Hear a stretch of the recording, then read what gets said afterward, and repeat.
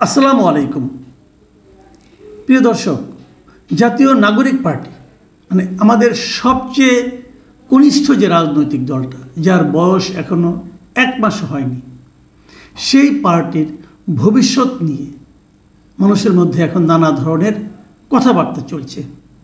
মানে এই পার্টির অন্তিম গন্তব্য আসলে কী হবে, কোথায় যাবে এই পার্টিটা, কী করতে পারবে এই পার্টিটা। অথচ এই পার্টি নিয়ে কিন্তু অনেকের মধ্যেই নানা ধরনের আশাবাদ ছিল।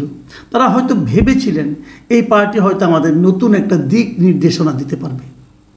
যখন আমরা আওয়ামী লীগ বিএনপির বাইরে তৃতীয় কোনো রাজনৈতিক পছন্দ পাচ্ছিলাম না, তৃতীয় কোনো রাজনৈতিক দলকে চিন্তা করতে পারছিলাম না, তখন এই পার্টির উদ্ভব, এই পার্টির যাত্রা আমাদেরকে আশান্বিত করবে, এটাই স্বাভাবিক ছিল। কিন্তু সেটা কিন্তু হোঁচট খাচ্ছে। শুরুতে যখন তারা যাত্রা শুরু করেছিল, আমরা কিন্তু ভেবেছিলাম এই পার্টি হবে একটা নতুন চিন্তার দল, এই পার্টি হবে মেধাবী ছাত্র তরুণদের দল, এই পার্টি হবে একটা সৎ মানুষের দল, এই পার্টি হবে একটা ট্রান্সপারেন্ট দল।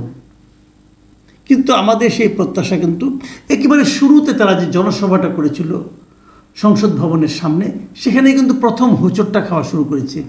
তারপর বিভিন্ন ঘটনা এই 1 মাসের মধ্যে তারা যত কিছু ঘটনা ঘটিয়েছে, আমার বিবেচনায় তার কোনো একটা ঘটনাকে নিয়ে আমি আশাবাদী হতে পারিনি, আমি ভাবতে পারিনি এই তো চাই। বরঞ্চ একাধিক ঘটনা ঘটেছে যা নাকি আমাদের আশাহত করেছে, আহত করেছে। সর্বশেষ যে ঘটনাটা নিয়ে আজকে আলোচনা করব সেটা হলো 2 দিন আগে, গত শুক্রবার, ওনাদের একজন নেতা হাসনাত আবদুল্লাহ যে স্ট্যাটাসটা দিয়েছিলেন সেনাবাহিনীকে নিয়ে, মানে ক্যান্টনমেন্ট নিয়ে, সেটাকে কেন্দ্র করে যা যা ঘটনা ঘটেছে সেটা দিকে আপনারা যদি একবার তাকান। আমি আজকে সোশ্যাল মিডিয়ায় একটা ফটো কার্ড পেলাম। সে ফটো কার্ডের উপর লেখা দৈনিক ইত্তেফাক, নিচে লেখা ইত্তেফাক.com.bd। আমি জানি না এটা ইত্তেফাকের কিনা, কারণ আমি আসলে অতটা খোঁজ দেওয়ার সময় পাইনি। আমি দেখেছি এবং আমি ইত্তেফাকের নাম নিয়ে বলছি না। যে ফটো কার্ডটা আছে, আমি তাহলে ফটো কার্ডে কী লেখা আছে সেটা আপনাদের দেখাচ্ছি। কী লেখা আছে? 4 জন নেতার ছবি দেওয়া হয়েছে। এই 4 জনই হলো এই জাতীয় নাগরিক পার্টির। সবচেয়ে উপরে হাসনাত আবদুল্লাহ একটা বক্তব্য, ক্যান্টনমেন্টে আওয়ামী লীগকে পুনর্বাসনের পরিকল্পনা চলছে।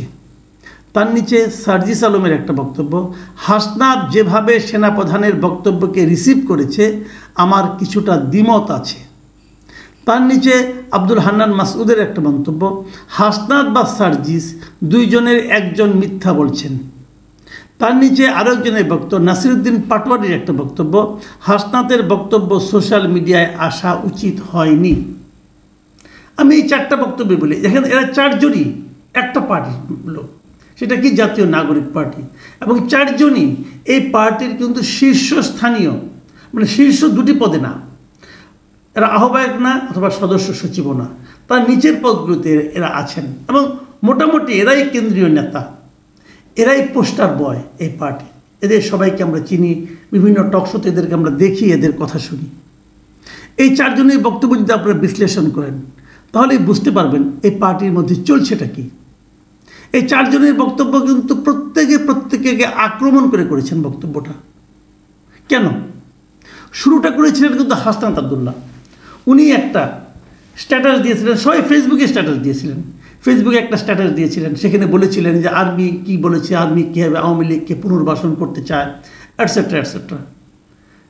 তিনি সেখানে বলেছিলেন 11 তারিখে তিনি আর্মিতে সেনানিবাসে গিয়েছিলেন, যে কার সঙ্গে দেখা করেছেন, কি বলেছেন না বলেছে, এগুলো বলেছেন।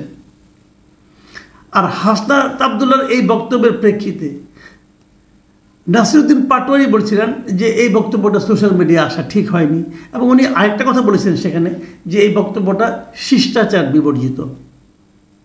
তারপরে আবার সার্জিস আজকে একটা স্ট্যাটাস দিয়েছেন, সেখানে উনি অনেক লম্বা স্ট্যাটাস দিয়েছেন, ওটা আমি আপনাদের একটু পরে শোনাবো যদি সময় পাই। সেখানে তিনি যে কথাটা বলেছেন, উনি কিন্তু হাসনাতের অনেক বক্তব্যের সঙ্গে একমত হননি। সেই পয়েন্টগুলো আমি আসবো।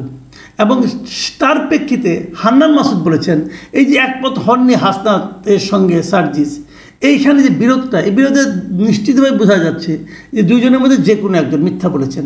মানে সবচেয়ে নিরাপদ জায়গায় আছেন কিন্তু হান্নান মাসুদ, কথাটা সত্য যে একই বিষয়ের উপর দুইজন লোক যদি দুই কথা বলে তো একজন তো মিথ্যা অবশ্যই বলছেন, কোনো সন্দেহ নাই।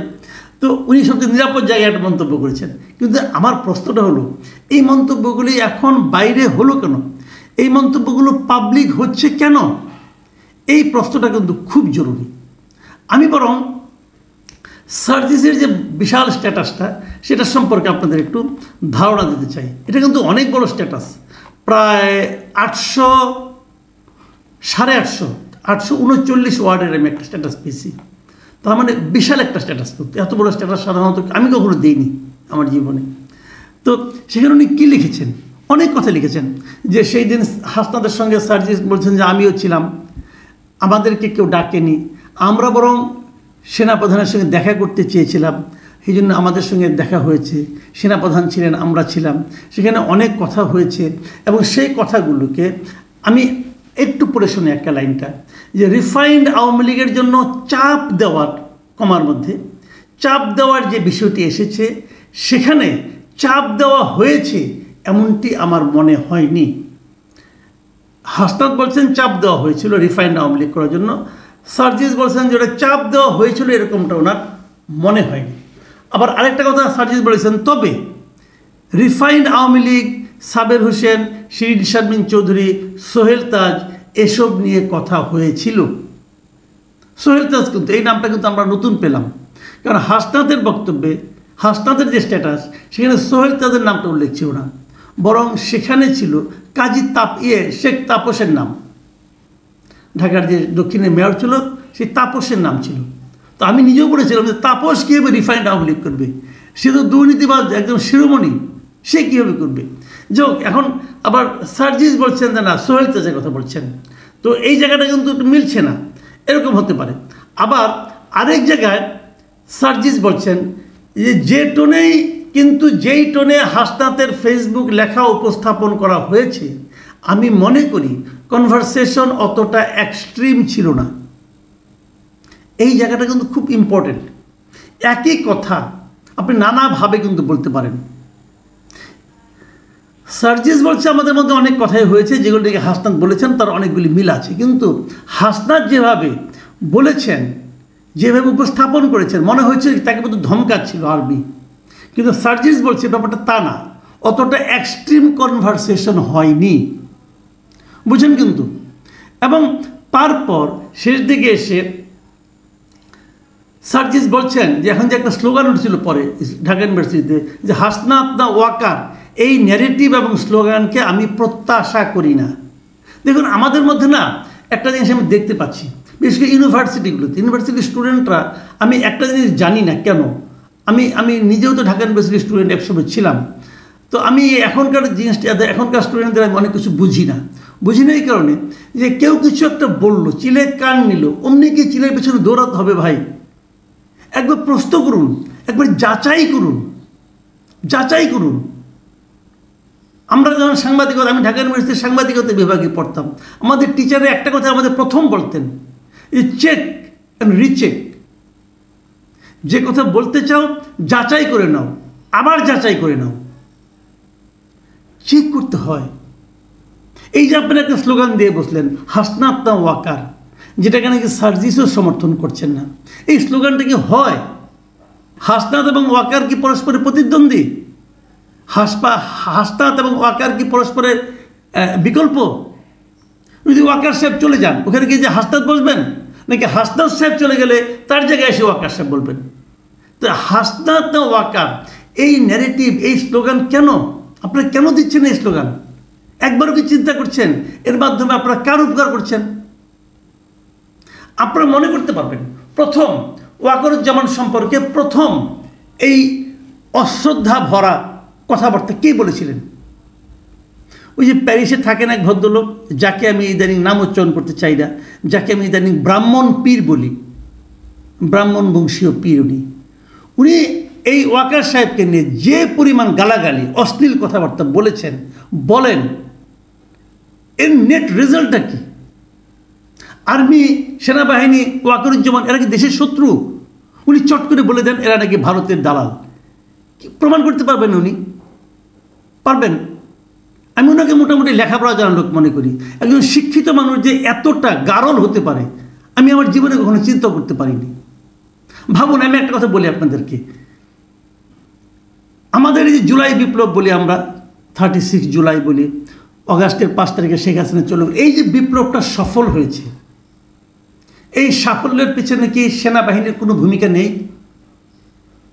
আমি তো মনে করি সেনাবাহিনী যদি এই বিপ্লবে জনগণের পাশে না দাঁড়াতো, এই বিপ্লব কবে সফল হতো বলা বড় কঠিন। আরও কত হাজার মানুষের লাশ পড়তো বলা বড় কঠিন, চিন্তা করতে পারবেন না আপনারা। আমি একটা কথা বলি, জনগণের এই ভূখণ্ডে জনগণের কোনো বিপ্লব একা একা সফল হয়নি। মানেটা কি আমি বলছি, রাষ্ট্রের কয়েকটা স্তম্ভ থাকে, প্রশাসন থাকে, আইন বিভাগ থাকে, পুলিশ থাকে, আর্মি থাকে। এই যে 4টা বিভাগ বললাম, এই 4 বিভাগের কোনো একটা বিভাগ যদি জনগণের সেই আন্দোলনের সঙ্গে যুক্ত না হয় তাহলে সেই আন্দোলন সফল হয় না। আপনি একটা একটা করে এক্সাম্পল দিয়ে আপনাকে বলি জিনিসটা।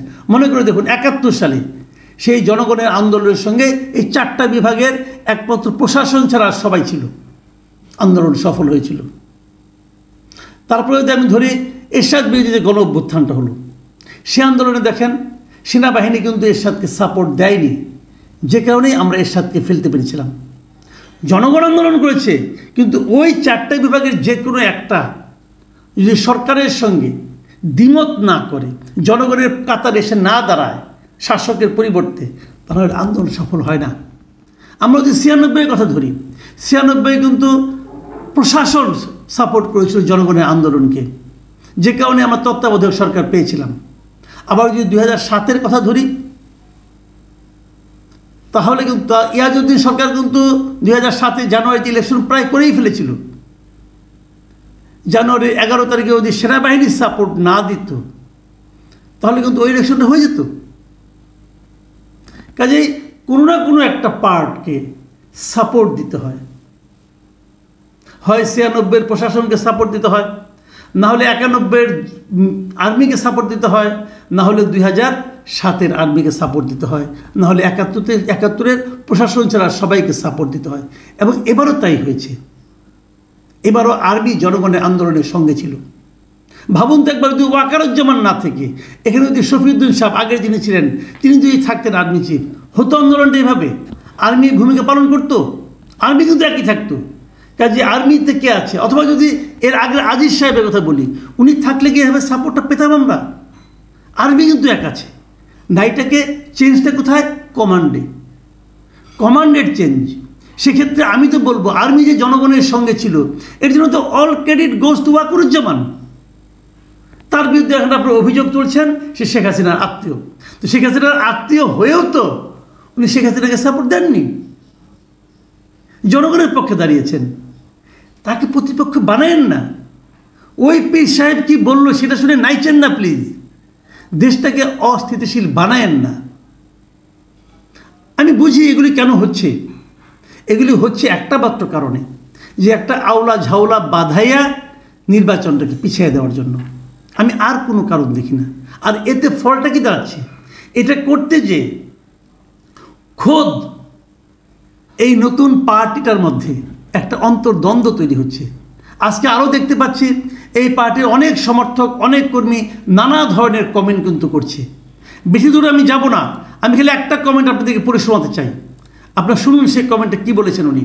সেই কমেন্টটা, এই যে সার্জিসের যে ইটা আছে, এই স্ট্যাটাসটা আছে, সার্জিস যে স্ট্যাটাসটা দিয়েছে, সেই স্ট্যাটাসটার নিচে একজন ভদ্রলোক একটা কমেন্ট করেছেন। ভদ্রলোক একটা কমন নেম, অনেকে তাকে চেনেন, মিস্টার হাবিবুর রহমান জুয়েল। উনি একটা কমেন্ট করেছেন। এই কমেন্টটা পড়েই আমি আমার আজকে বক্তব্য শেষ করব। মিস্টার হাবিবুর রহমান জুয়েল সার্জিসের এই স্ট্যাটাসের নিচে লিখেছেন, আমি তোমাদের কাজকর্ম দেখি আর অবাক হই। এতটা অপরিপক্ক কি করে হও তোমরা? জনগণের একটি সুন্দর স্বপ্নের অপমৃত্যু ঘটিয়েছ তোমরা।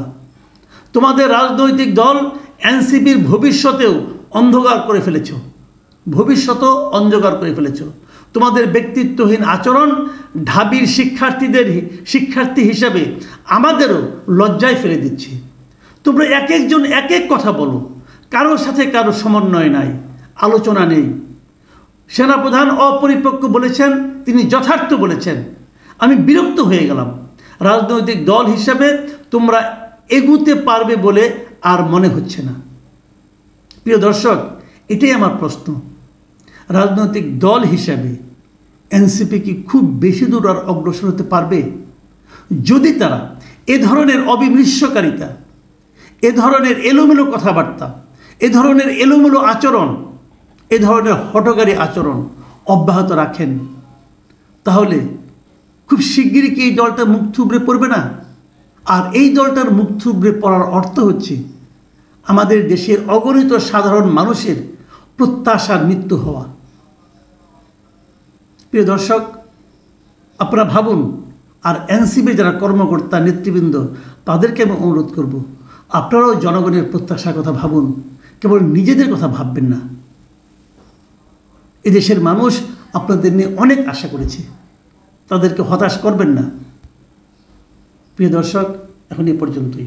আল্লাহ হাফিজ।